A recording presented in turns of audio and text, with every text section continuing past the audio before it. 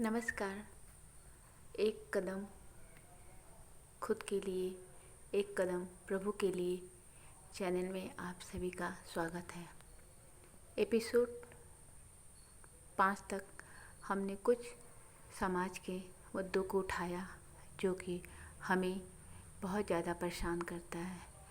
मुद्दे तो बहुत से हैं, परंतु कुछ महत्वपूर्ण मुद्दे थे जिसके कारण आए दिन हर घर में, हर दूसरे परिवार में मुद्दा यही रहता है।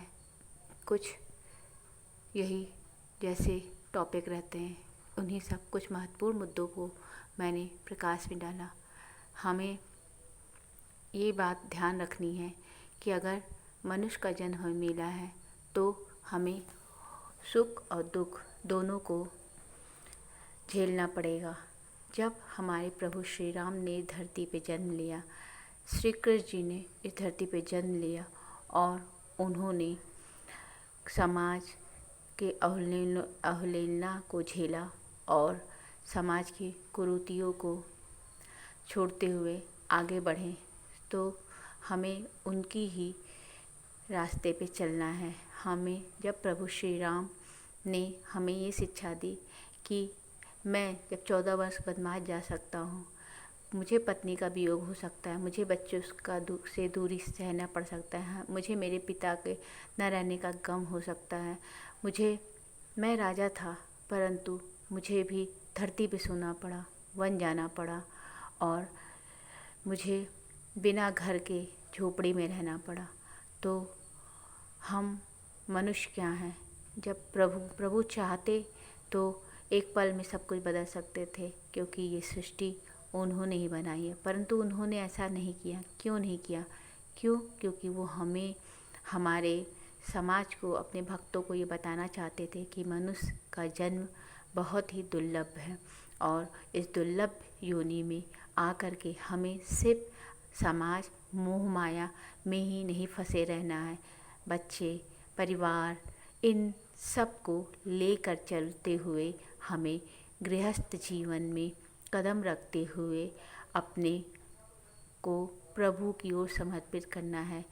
हमारे 4 कर्म क्यों हैं हम? पहले हमें शिक्षा दी जाती है, फिर हम युवावस्था में आते हैं, फिर हम गृहस्थ होते हैं, फिर हम वृद्धा अवस्था में जाते हैं।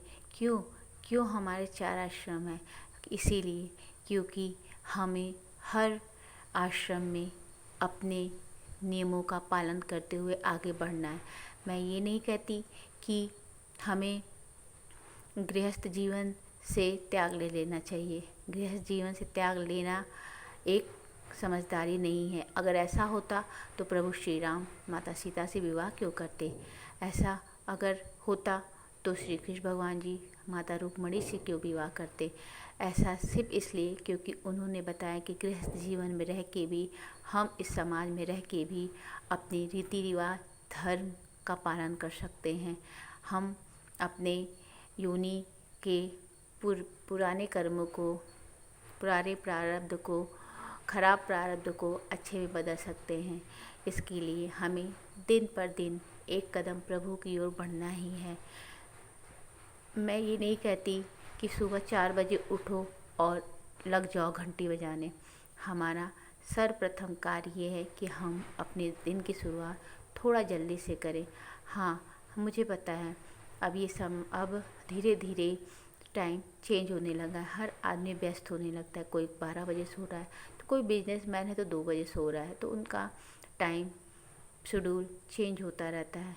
इसका मतलब ये नहीं है कि हम अपने काम में इतने व्यस्त हो जाएं कि ईश्वर के सामने 1 मिनट खड़े भी ना हो। उन व्यस्त लोगों के भी एक नियम होने चाहिए। हर एक इंसान का एक नियम होना चाहिए कि चाहे हम कोशिश तो यही करें कि हम थोड़ा जल्दी उठें। अगर नहीं हो सकता तो जब भी हम उठें, थोड़ी देर नहा धो करके थोड़ी देर ईश्वर के पास बैठे। मत करें मंत्र, मत करें जप, मत करें हवन, मत करें व्रत। सिर्फ और सिर्फ आँख बंद करें, अपने प्रभु का ध्यान करें। मत करिए दिया धूप बत्ती, घी नहीं है, दिया नहीं है, आज तो हमारे समाज में बहुत से ऐसे पंडित जी, ज्ञानी जी, ज्योतिषाचार्य बन गए हैं जो कि हर एक समस्या के लिए ये कर लो, काली मिर्च चढ़ा दो, लौंग चढ़ा दो, धूप बत्ती जला दो, दालचीनी लगा लो, इत्र लगा लो, ना जाने कितनी तरह की बातें हमें बताते रहते हैं। परंतु इन सब चीज़ों से हटना है, हमें इन सब त्रियाचरित में नहीं पड़ना है। हमें सिर्फ और सिर्फ मानसिक रूप से पहले प्रभु से जुड़ना है। प्रभु तो ये नहीं कहते कि तुम हमें मेवा मिश्री या रसगुल्ले का भोग लगाओगे तभी मैं तुम्हें प्रसन्न हूँगा। प्रभु कहते हैं एक पल निकालो तो मेरे लिए, एक बार मेरे पास बैठो तो देखोगे धीरे धीरे धीरे धीरे हम ईश्वर से जुड़ते चले जाएंगे। मैं ये नहीं कहती कि ये सब चीज़ें गलत हैं। शिव पुराण में भी लिखा है, रामायण में भी लिखा है कि हर एक समस्या के लिए किसी न किसी तरह का प्रयोग और उपाय किया जाता है। परंतु सिर्फ यही सोच ले कि मुझे महादेव के मंदिर जाना है, दूध नहीं है, दही नहीं है, पंचामृत नहीं है, मैं कैसे जाऊं? माला फूल भी नहीं है, मैं कैसे जाऊं? अरे महादेव ये थोड़ी ना कहते हैं कि तुम 56 भोग लेकर के आओ तभी मेरे मंदिर में आओ। सिर्फ श्रद्धा का, दिल में श्रद्धा का दीपक जलाए हुए, हाथों में 1 लोटा गंगा जल लेकर के, 1 लोटा अपने घर का जल लेकर के आप उनके मंदिर डेली जाना तो शुरू करिए। देखिएगा सिर्फ 1 लोटे जल से ही हमारे महादेव मान जाएंगे। मुझे पता है लोग कहेंगे अरे ये सब कहने की बात है, पर मैंने ये किया है, मैंने ये जाना है। मैं नहीं कहती कि रोज़ मोबाइल में, टीवी में, सब जगह देखो वो पंडित जी ये कह रहे हैं, वो पंडित जी ये कह रहे हैं, भागे जा रहे हैं, दौड़े जा रहे हैं। अरे क्यों भागे दौड़े जा रहे हो? अपने पास के मंदिर में जाओ, अगल बगल के मंदिर में जाओ 1 लोटा जल चढ़ाओ।